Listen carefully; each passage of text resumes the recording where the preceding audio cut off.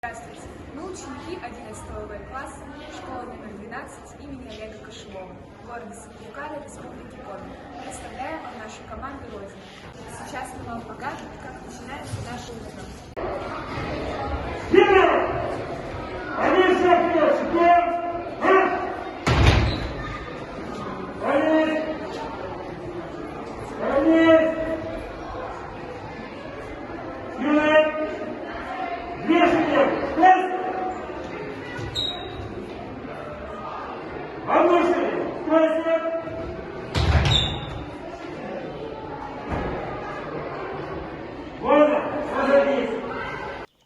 Наш класс посещает различные мероприятия.